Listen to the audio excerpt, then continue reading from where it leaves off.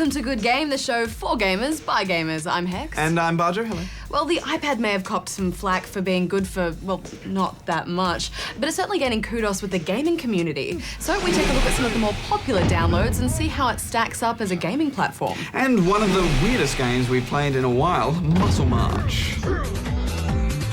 And Blizzard, they're notoriously secretive, but when they heard Good Game were coming to town, they threw open their doors and let us meet the minds behind StarCraft 2, Diablo 3, and the World of Warcraft expansion, Cataclysm. Speaking of which, we've been on the beta and we bring you our initial impressions. But first, it's time to challenge yourself. Test your might of your brain to guess the game for this week.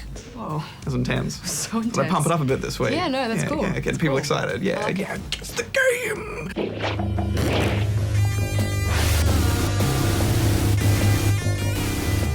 The answer is, of course, at the end of the show. Now go read the news.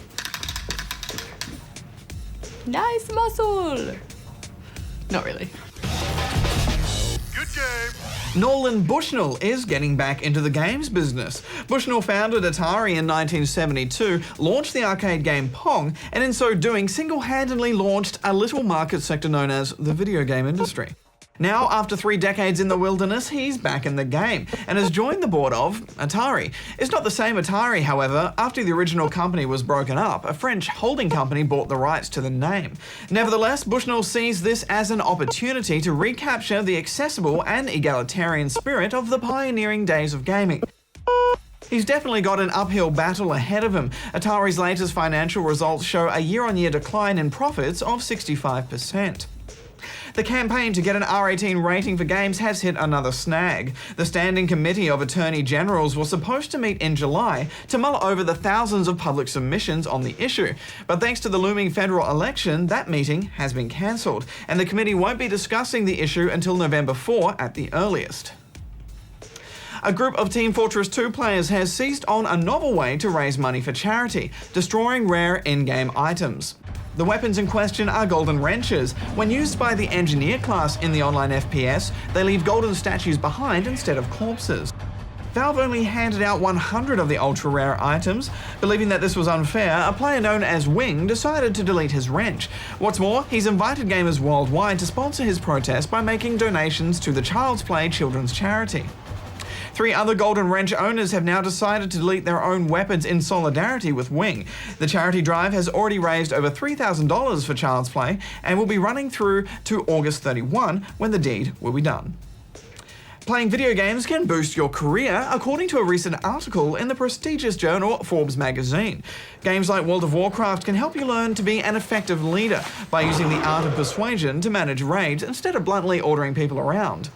Likewise, some research shows that the highest achieving young people in the workplace can often attribute this trait to their online gaming experience, simply because they're used to seeking out and overcoming progressively harder challenges.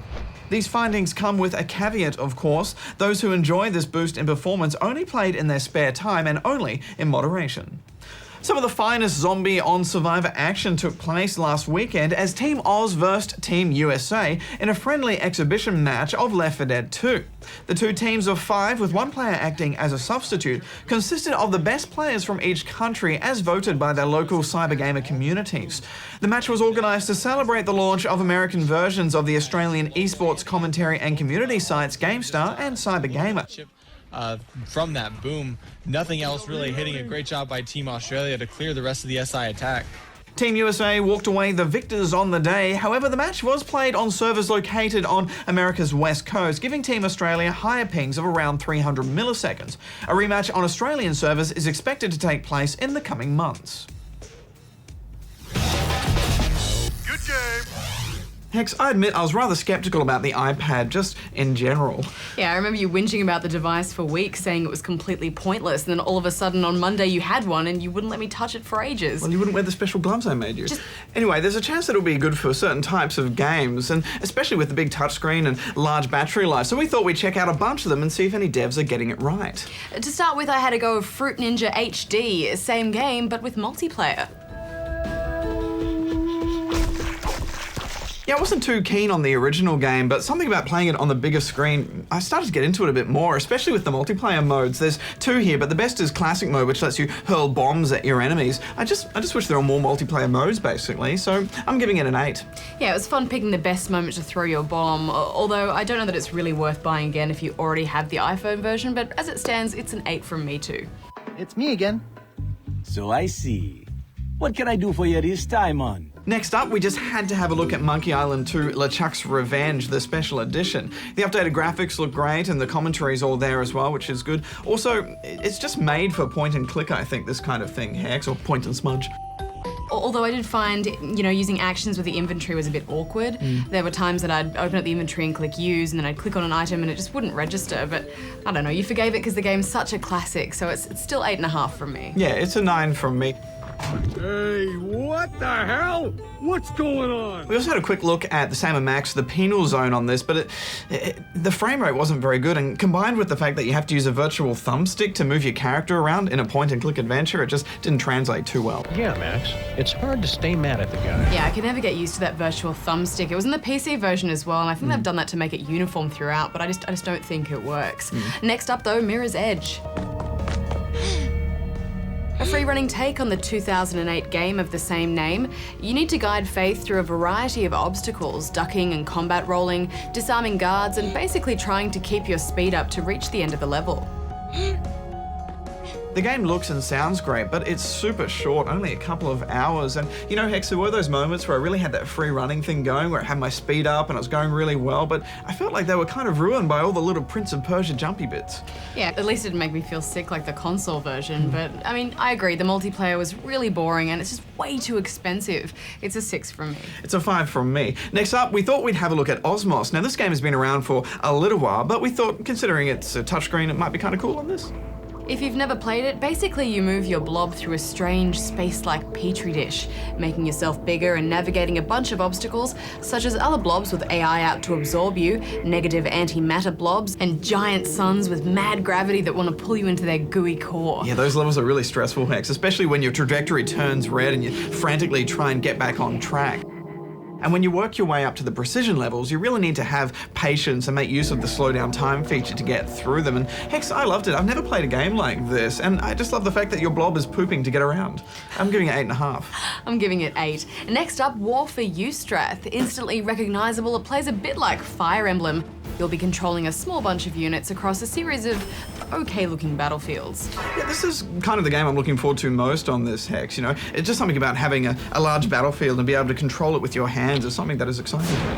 Yeah, and War for Eustrath does a pretty good job of that, though before they updated it, there was some pretty terrible dialogue in it. They have fixed that though, but there's still some writing in it that's just terrible, such as this. And this.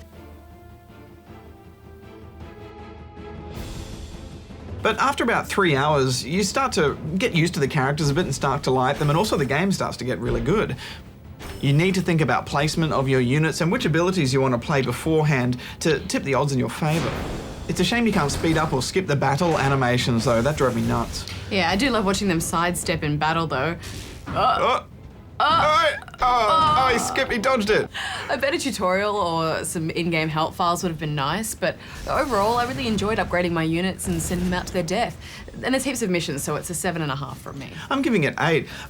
Right now, this is kind of early days, so a lot of the games we're seeing on the store are just basically iPhone games with a new coat of paint, and that's a bit of a shame because you just feel like you're paying not very much for really quick disposable games and then way too much for anything that has a brand attached to it. Yeah, I mean, I think people are going to want a deeper gaming experience. I can understand quick little games on a smaller handheld device, but you don't really pull an iPad out of your pocket at a bus stop. Or in the toilet. Ew. Oh, I wish I had warm gloves now. Good game. Good Game recently had the very special opportunity to take a look inside the studios of one of the world's biggest game developers, Blizzard Entertainment. We caught up with someone from each of their mammoth licenses, Diablo, StarCraft and Warcraft, as well as co-founder Frank Pierce. Check it out. This is my Murloc impression. Rubbish. I know what it is. It's crap. Today we are on a quest that has taken us all the way to Orange County in the USA to meet one of the biggest developers in the world, Blizzard.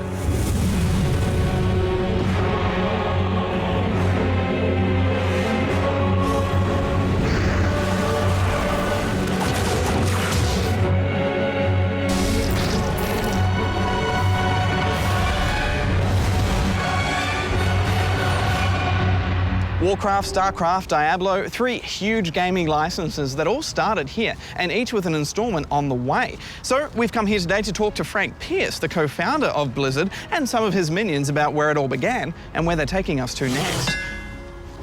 Excuse me, sir, can you tell me where Frank sits? Human.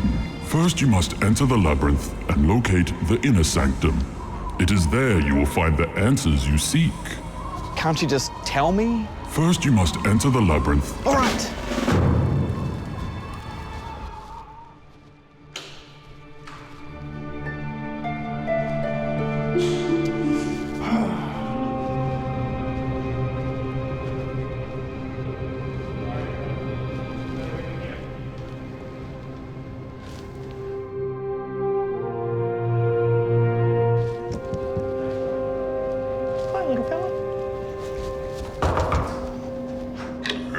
Inner sanctum?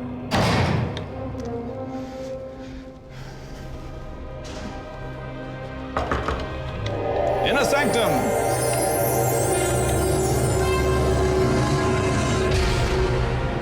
You can't meet someone that's a fan of Blizzard or a fan of our games and not have them ask you, when is this game coming out? I'm really excited about this game. Can you tell me when this game's coming out? And our answer to them is the same answer that we give to the media or anyone else. We'll deliver it to you guys when it's done. Please take us back and tell us just how it all began and where it started. Not really a brief story. We did Amiga ports and Macintosh ports from the PC products that Interplay was making. Then we got a start doing some original games for the Super Nintendo. We did a game called RPM Racing. We did Lost Vikings, Rock and Roll Racing. Those were some of our first original games, and that's really where we got our start. The biggest difference between making games then and making games for us today is the size of the teams and just the sheer quantity of content that goes into games today. If you look at Lost Vikings as an example, working on it day in, day out full time, it might have been 3 or 4 people at the most. And if you look at World of Warcraft today, we've got 140 people just on the dev team proper working on it full time, day in and day out. But the lion's share of the 4,600 people that work for Blizzard Entertainment worldwide today are devoted to our efforts on World of Warcraft.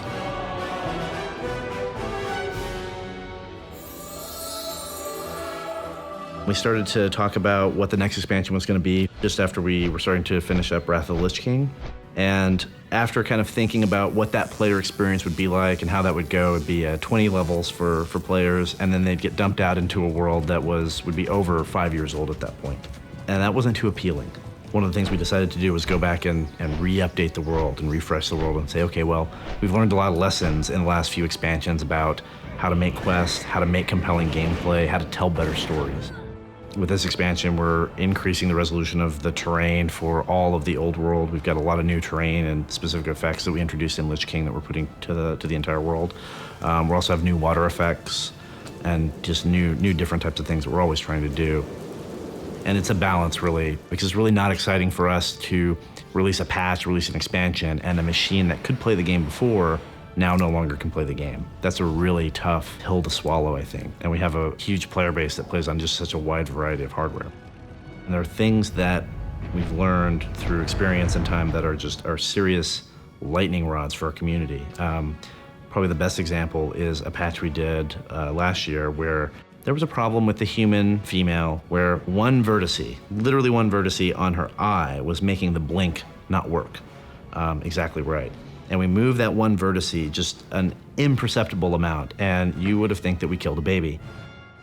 I still play WoW periodically, not as much as I would like to have the time to. Right now, definitely my focus has been on StarCraft 2. Welcome to the party. The experience with StarCraft 2 that we're trying to deliver with the single-player storyline is really immersive and not like anything that we've done before.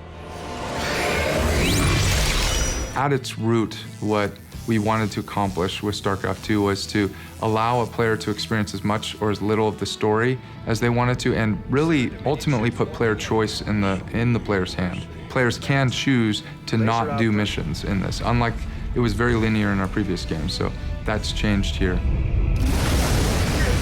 ultimately it's still our most fully featured campaign that we've had yet, even in Wings of Liberty, and we still have 2 more coming, so we're certainly excited about it. The shadow once again crawls across our world, and the stench of terror drifts on a bitter wind. There's nothing more fun than making Diablo. I haven't experienced the whole world of experiences, but I'm pretty sure. It's the most fun a human can have. Are there any core changes to the way you actually play Diablo? Well, there's a lot of core changes, but we still feel at the core it's a game about clicking on stuff to kill it and get the loot from that stuff. But we primarily changed how we utilize the interface as a whole. So, for example, we used to have a potion belt, which you held potions in, and that was like 4 buttons on your keyboard. Now we have a hotbar where you can put skills. Skills are a lot more interesting than potions and a lot more varied. Depending on how you build up your skills, there's going to be different skills on that hotbar. Depending on which class you play, there's going to be different skills on that hotbar. We looked at the previous games. They're this hybrid between action and role-playing, and we feel like they don't really do either genre as well as, say, an action game would do an action game or a role-playing game would do role-playing. So we really wanted to bring more elements, a deeper combat system that makes the action more fun, and a lot more role-playing, better story, more characterization, develop the world a lot more. That's been our big goal, is let's take the Diablo series, which has incredible legs, and let's give it even more interest and more depth to extend those legs even longer. So 10 years is just not enough. We want 20, we want 30 years. It's not a bullet point on the back of the box, but for us, the communities that we've built around our games are a critical feature to the experience, because you know, if you buy a Blizzard game, there's this healthy, passionate community revolving around these games. You can go log on to Battle.net and you'll find people that are passionate about the game that you can share the experience with. I knew you'd find your way here. Eventually. All right, I found the inner sanctum. I talked to the peeps. Where's my fat loots? If it's fat loot you seek, first you must enter the labyrinth and locate the inner sanctum. All right, here we go again. Wrong way. Good game. An ancient evil has risen, determined to shake Azeroth to its foundations. And the world will never be the same. World of Warcraft has been around for years and has undergone many changes, but none of which have been quite as ambitious as the changes being introduced with the latest expansion, Cataclysm.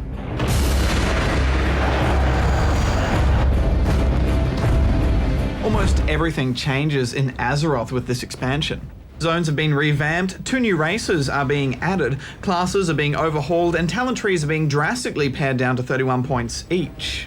The 2 new races, Goblin and Worgen, both start in their own unique starting areas, both of which take design notes from the Death Knight starting area. Both starting zones make liberal use of flashbacks to tell the story of how the Worgen and Goblins came to join the Alliance and Horde, and should get new players to around level 12. So far, the Goblin starting zone is the most fun. It's just got this level of absurdist humor all throughout. The first questline sees you trying to raise $1 bazillion so you can get off your homelands before they explode. The Worgen quests are much more serious, but it's a great starting area. Plus, you can get a top hat, and all werewolves should wear top hats. The plot of the new expansion revolves around the re-emergence of Deathwing, one of the 5 original dragon aspects, hugely powerful beast with domination over the elements, and it's the return of Deathwing that shatters Azeroth. What this means in gameplay terms is that the way you play levels 1 to 60 have significantly changed. Zones are being reshaped and quest chains are being modified to give them a more logical progression across the world. As Blizzard's J. Allen Brack said in our interview, starting with a new race and going into an old world just wouldn't work as well. New quest hubs have also been introduced. Ajara and Darkshore are 2 of the most changed zones. Ajara has been turned into a goblin-controlled Horde quest hub, and the Horde have also conquered the former Night Elf zone Darkshore, making it a far less friendly area for the Alliance. Although the expansion only adds another 5 levels of progression, there are still a bunch of new zones to quest in. We've only had a chance to check out Mount Hyjal and Vajir, but the underwater realm of Vajir seems promising. Hyjal is pretty, but for the most part it's much like any other zone from 1 to 80. Vashir, on the other hand, adds a nice element of three-dimensionality to the game. The quests themselves follow the same format as what we've seen before, but the area itself is novel. As we were questing around, we saw this giant underwater boss just swimming about the place, and I hope that means they're bringing back those world bosses. Right now, I have to say I'm not exactly sold on the new 31-point talent trees. I know they're a work in progress, but they seem rather stifling when it comes to talent choice. The fact that you have to go 31 points into a tree before you can spend points in a secondary tree seems pretty limiting as well. Blizzard have said they're making the ability to dual spec cheaper and available earlier, so that might fix some of those problems. Hunters have undergone the most significant class change, going from using mana to using focus. What this does change is the basic hunter rotation from being cooldown based to being priority based. In other words, knowing when to use focus building attacks and when to use focus dump attacks. Most of the secondary stats, such as MP5 and armor penetration, have been done away with as well, but it's a little bit too early to see how this will affect the game overall. One of the biggest changes is that spell power is now extrapolated from intelligence. It seems to be about 1.5 spell power to 1 intelligence conversion at the time being. Caster weapons look like they will retain their spell power bonuses though. In typical Blizzard fashion, there's still no firm release date for Cataclysm. The expansion is expected by the end of 2010, but as Blizzard always says, they'll release the game when it's done. Good game.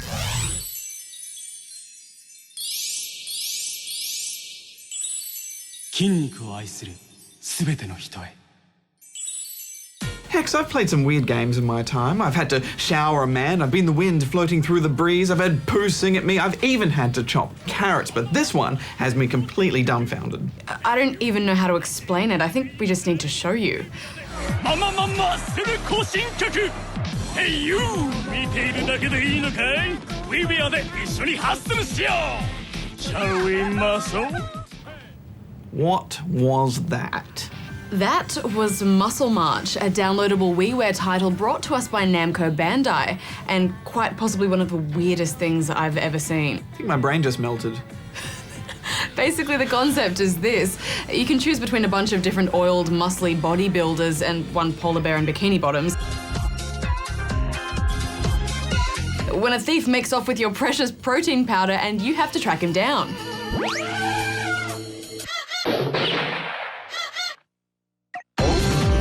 You join a weird train of muscle men in pursuit of the thief through various levels like villages, city streets, and space. Meanwhile, the thief crashes through walls at a lightning pace, leaving Tetris-like shapes for you to try and fit through. You use the Wiimote and nunchuck to mimic different man poses to fit through the gap. There's really only 4 poses though. I think it was that, this one, and that. That's my favorite. As you progress, competitors will get knocked out until it's just you and the thief, and then you have to vigorously shake the Wiimote and nunchuck to try and take him down.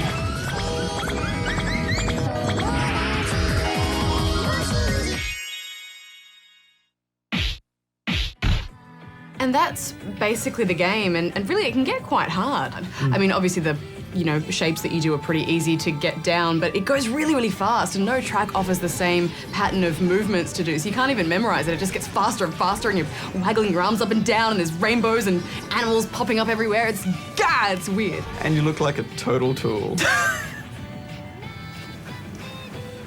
That's it, that's what you look like when you do it. Totally. Not me though, I do it with finesse.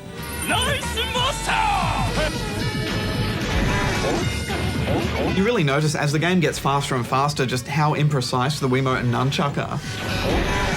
Yeah, the game definitely lives up to its title though. I mean, my arms were pretty sore after all that waggling, but I think honestly this game looks a lot more fun than it is. Yeah, it's total fluff. I kind of wanted to play it anyway though because it just looks so weird. I think this game, you wouldn't think it would have any lasting appeal, but I think some people, the appeal will come from the fact that it is so weird. I can see this game spawning internet memes and things like that.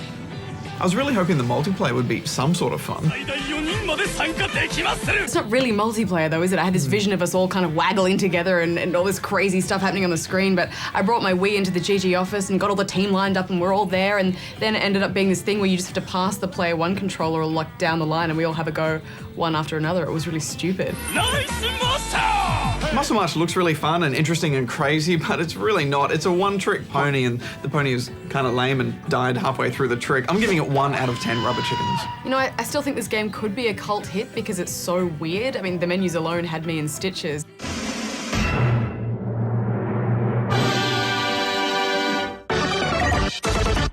I think I have to give it an over 9,000 for bizarrely awesome weirdness, but for gameplay, I have to give it a 0. You're not going to score this seriously, are you? No. Nice Nice to muscle!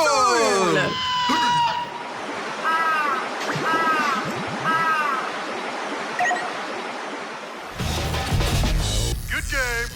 We know you guessed the game for this big, but what about the person next to you? The carnage begins! For them, it was, of course, Rock and Roll Racing for the Super Nintendo and Sega Mega Drive from 1993. Awesome! Developed by Silicon and Synapse, the company we all now know as Blizzard Entertainment. This was car combat carnage of the highest degree. I know we've had it before, but the game is just so good we had to have it again. In fact, just watching that footage checks, I get a bit of a fanboy flush. There's a cream for that, you know.